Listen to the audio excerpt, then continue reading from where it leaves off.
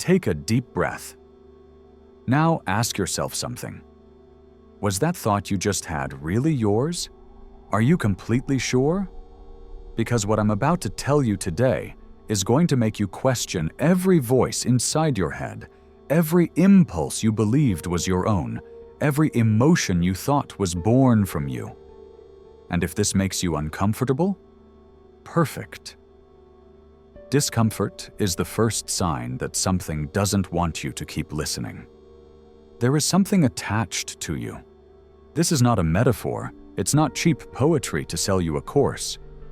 It is a reality that ancient traditions knew and that modernity buried under layers of materialism and denial. The Gnostics called it an Archon. Shamans called it an energetic parasite. Mystics called it a low-frequency entity. The name doesn't matter. What matters is this: you are not alone inside your mind. You never have been. And that inner dialogue you think is you, that critical voice that beats you down every morning, that self-destructive impulse that sabotages your decisions, does not come from you. It is the first-person deceiver. It speaks with your voice, uses your memories, knows your fears better than you do. And that's why you never suspect it. Think about this. How many times have you felt inexplicable anxiety? How many times have you woken up at 3 a.m. with your heart racing for no apparent reason? How many times have you had a perfect day and suddenly, for no reason, a wave of sadness hits you? It's not a coincidence. It's not a chemical imbalance. It's harvesting. You are being emotionally milked, and you don't even know it. These beings, these inorganic intelligences, exist on a frequency your eyes cannot see, but your nervous system can feel. They don't have a physical body, but they have hunger. And their food is not matter, it is emotional energy. Specifically, dense energy, fear, anger, shame, despair. Every time you panic, every time you sink into self-pity, every time you explode in rage, you are generating a feast for them.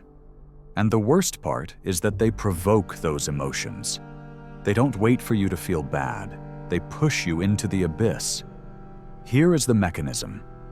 They attach to your energetic field, specifically to your solar plexus and your vagus nerve. Do you know what the vagus nerve is? It's the master cable between your brain and your organs, the regulator of your autonomic nervous system. When it is interfered with, everything collapses. Heart palpitations for no reason, chronic digestive problems, a constant sense of danger, insomnia, waking up with cortisol through the roof. Doctors will tell you it's stress, they'll prescribe pills, they'll send you to a psychologist. And nothing works. Do you know why? Because they are not treating the cause. They are medicating the symptom of an energetic infestation. Archons know your anatomy better than any surgeon. They know where to press to make you collapse, where to whisper to make you doubt, where to push to make you fail. They are not omnipotent, but they are patient. They have spent millennia perfecting the art of subtle manipulation. And the master move is this: making you believe that it's you. That thought of, "I'm worthless," where did it come from? Did you consciously think it, or did it appear out of nowhere? That little voice that tells you, "Don't even try, you're going to fail anyway," is that yours, or is it programming? Here's the trick. If you can observe a thought, you are not that thought. But they convince you otherwise. They disguise themselves as your inner voice, and thus every attack feels like a defect of your own making. Brilliant, right? They have you destroying yourself while they feed on the spectacle. Now I know what you're thinking. This sounds crazy. Perfect. That thought is also suspicious, because the first thing the parasite does when you name it is activate the defense mechanism of ridicule. That voice appears. "Don't be ridiculous, this is cheap conspiracy nonsense. You're wasting your time. Do you recognize the pattern? It pulls you away from the truth through fear of external judgment. If it convinces you this is nonsense, you remain a farm. But if there is a part of you, no matter how small, that feels some of this resonates, pay attention. Because I'm going to give you 7 concrete signs that you are infested. And once you recognize them, you won't be able to ignore them. First sign: erratic energy cycles. There are days when you wake up strong, motivated, ready to conquer the world. And just when you start moving, building something, making progress, you crash. For no reason. As if someone unplugged you. It's not normal tiredness. It's an energetic blackout. Archons drain your battery when you start vibrating high because high frequency burns them. So they sabotage you before you take off. How many times have you had a project, a brilliant idea, and the next day you felt completely indifferent? It's not lack of discipline, it's interference. Second sign: confusing synchronicities. This one is subtle. You start noticing signs that seem to guide you, but they lead you into dead ends. You see repeating numbers, strange coincidences, and you interpret them as messages from the universe. But instead of leading you toward the light, they sink you into confusion. It's the Archon playing with you, disguising itself as a spiritual guide. It sends you down paths that end in frustration and thus harvests your disappointment. True synchronicities expand you. False ones bind you. Third sign: electromagnetic interference. Your devices start malfunctioning for no reason. Your phone turns off by itself, lights flicker when you enter certain rooms, appliances behave erratically. It's not that you're a technological magnet, it's that your energetic field is contaminated.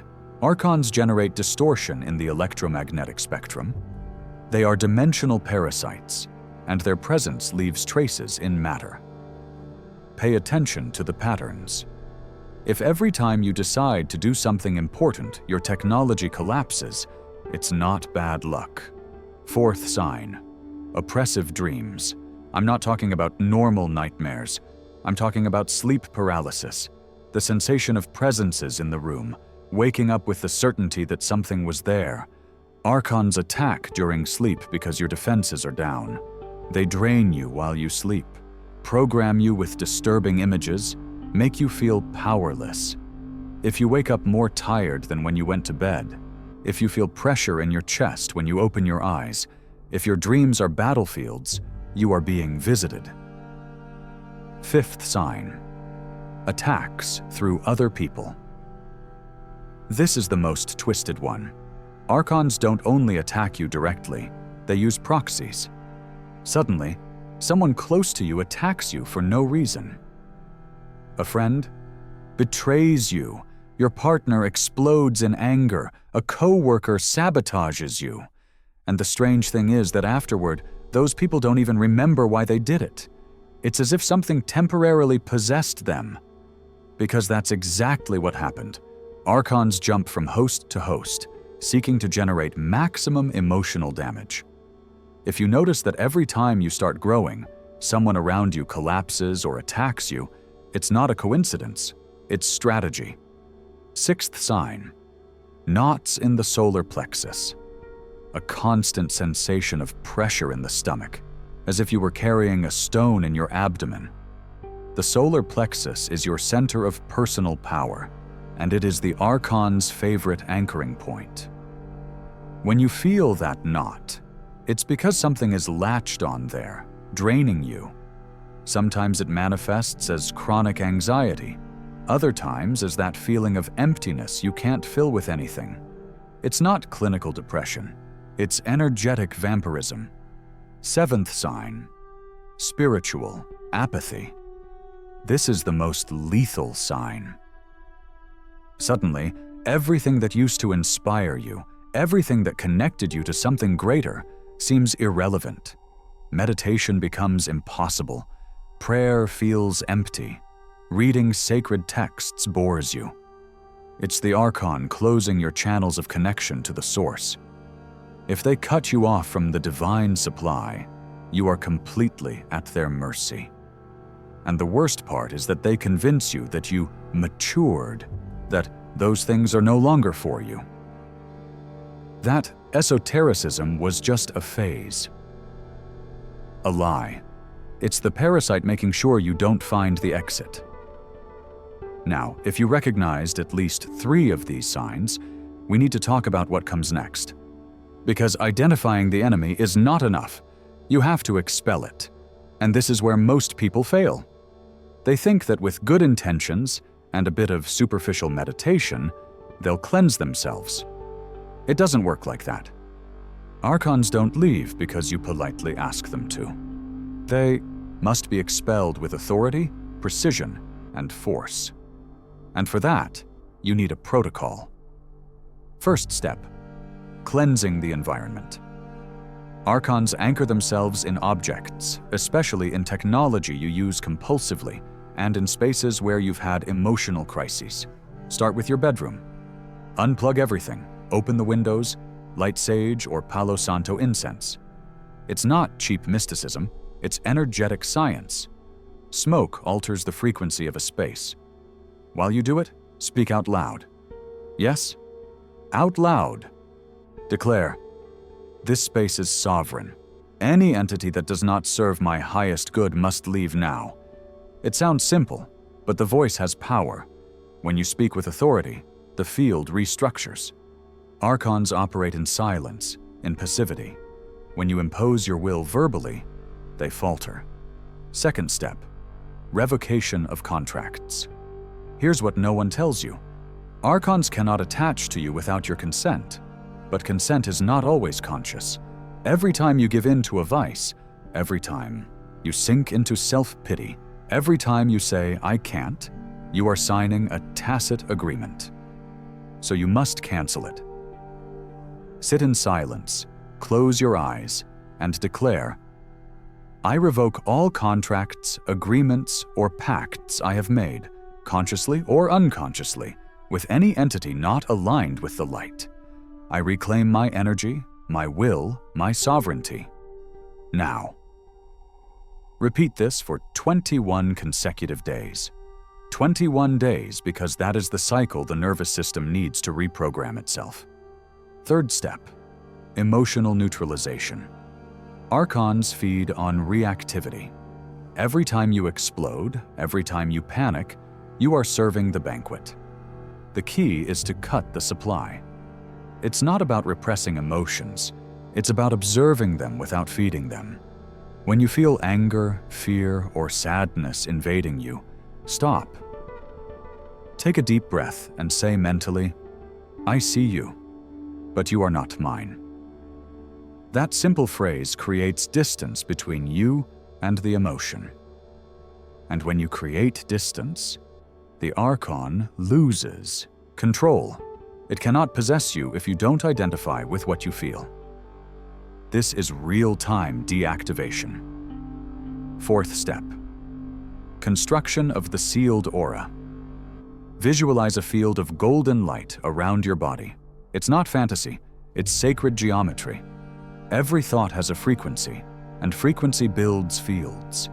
If you consciously visualize light, you are raising a shield. Imagine that light solidifying, becoming impenetrable. And while you do it, declare, "My field is sacred. Only light enters, only light leaves. Everything else bounces off." Do this every morning, especially before entering dense spaces, public transport, toxic offices, conflict-filled meetings. The shield is not passive, it's a weapon. Fifth step, emotional fasting. For 7 days, eliminate everything that generates dense emotions. No news, no social media, no violent series or other people's dramas. Archons feed on the emotional garbage you consume. If you cut off the external supply, they weaken. This is the step most people skip because it seems extreme. But think about it. If you knew there was a parasite inside you, Wouldn't you do everything possible to starve it? Then do it. 7 days of emotional silence. You will see the difference. 6th step. Anchoring in the real. Archons keep you in mental loops, in the past and future, in hypothetical scenarios that never happen. The only defense is the present. Every time you get lost in your mind, return to your body. Feel your feet on the ground, your breath in your chest, the weight of your hands. The present is sacred territory. Archons cannot operate there. They only exist in distraction. So be brutally present. It's not easy, but it's effective. 7th step. Final decree of sovereignty. Once you've completed the previous steps, you need to seal the process. Stand in front of a mirror, look yourself in the eyes, and declare with all the force you have. I am sovereign. My mind is mine. My energy is mine. My life is mine. No entity, no force, no intelligence has authority over me. I reclaim myself now and forever. Repeat it until you feel it in every cell. It's not a cheap positive affirmation. It's an ontological decree. You are rewriting the code of your reality. Now, be honest with yourself. How many of these signs did you recognize? How much of your inner dialogue is really yours? Because here is the truth no one wants to face. Most people live possessed without knowing it. They think they are free because they can choose what to eat for breakfast or what series to watch. But the deep decisions, the ones that shape their lives, are hijacked. And as long as you keep believing that that critical voice, that paralyzing fear, that inexplicable sadness are yours, you will continue to be a farm. Archons are not omnipotent. They are opportunistic predators. They only have the power you give them. And you give them power every time you give in, every time you surrender, every time you believe there is no way out. But there is a way out. There always was. The problem is that they convinced you otherwise. They convinced you that you are weak, that you are broken, that you need to be saved. A lie. You are sovereign by nature. You just forgot how to exercise that sovereignty. So here is your choice. You can close this video, return to your routine, ignore everything you heard. The Archon will whisper that this is madness, that you're wasting your time, that you should just go on with your life. And if you listen to it, perfect. You will remain fuel. Or you can decide, right now, that enough is enough, that you are not going to keep being milked, that you are going to reclaim your mind, your energy, your life. It won't be easy. They will attack you more fiercely when you try to free yourself. But every attack is confirmation that you are on the right path. Because if you weren't a threat, they would leave you alone. Remember this, the real battle is not out. There, it's inside you. And the most dangerous enemy is not the one you see, it's the one that speaks with your voice. So question every thought, observe every emotion, reclaim every piece of your being that you gave away without realizing it. Because when you recover your sovereignty, when you seal your field, when you become an impenetrable fortress, the Archons won't be able to touch you. And there, in that space of absolute clarity, you will discover who you really are. And believe me, it is far more powerful than they made you believe. Now get out of here and start the protocol. Not tomorrow, not when you feel ready, now. Because every second you wait is one more second they win. And if this video resonated with you, if something inside you recognized the truth, subscribe. Because what's coming is even deeper, and you're going to need it.